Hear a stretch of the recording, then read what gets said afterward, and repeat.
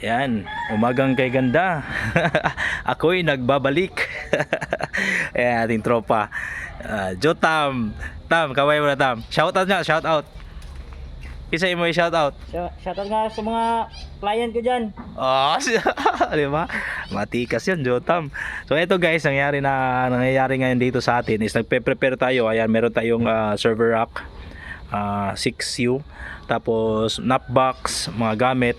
Ayan na, tapos syempre ang kape natin. Dito yung buong team. Ayan.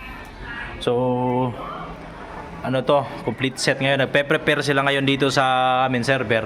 Ayun guys, oh.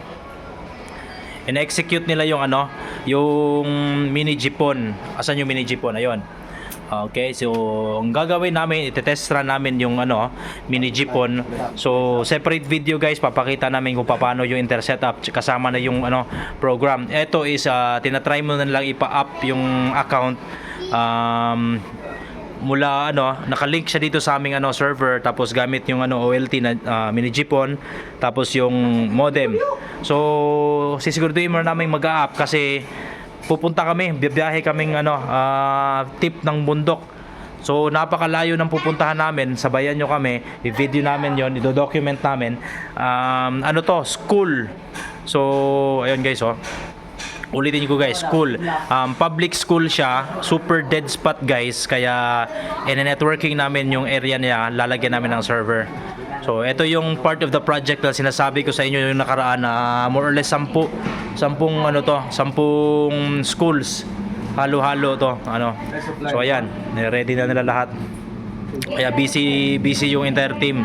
Actually ang active team natin is 3 teams. 6 to supposed to be. Yung isa nakabakasyon. So 6 na tao, 2 per team.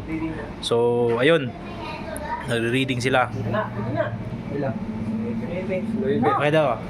So 16.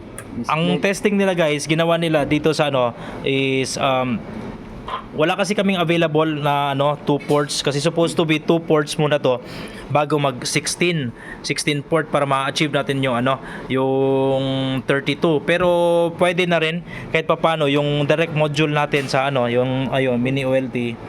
Pagpasok sa 4 split, divide niya into 4 split, papasok din sa 16, pero mag-a-adjust lang yung niya, yung DBM ng reading, kasi dumaan ng 4, mag-iiba din yung reading. So ilang reading dyan, Clint? 19. 19 output na. Nangyari. Sige, baklasa sa daw ang OPM.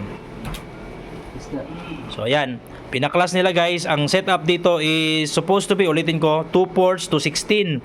Pero nangyari, in-adjust namin kasi walang available 2 ports. Kailangan na namin i-deploy ngayon kasi whole week walang klase, walang pasok doon sa school nila. Kaya gagawin namin rush. Kailangan namin pumunta doon. So ayan. So ang nangyari, 4 ports yung ginamit namin. Okay lang din yan, walang problema yan. So mag-stick lang tayo sa topology niya, 16. Mag-additional kaming additional na isang 16, pwede pa. So ayun, ang reading ng output is medyo yung ilaw. Wait lang ha. Ano daw? May bright light. Ayun. Negative 20 guys, negative 20. Pasok na pasok pa rin. 16 slots na, tapos negative 20 papunta sa main router. So ang i-activate namin doon is tatlong schools 'yon, i-activate namin ngayon. So magkalapit-lapit lang yan sila sa isang area, pero medyo madugo lang yung travel neto guys. So mahaba-habang kwentuhan to pag on the way doon, mag-upload kami. Kaya stay tuned kayo sa ating page, ating channel, subaybayan yung mga progress natin ha. So yun lang for today. Not much masyado sa ngayon tutorial. So ito yung mga ganap lang. Pagka andun na kami sa area, pagka meron na kaming yung mapa-up na namin, yung setup na buong setup na, papakita natin kung paano namin ginawa.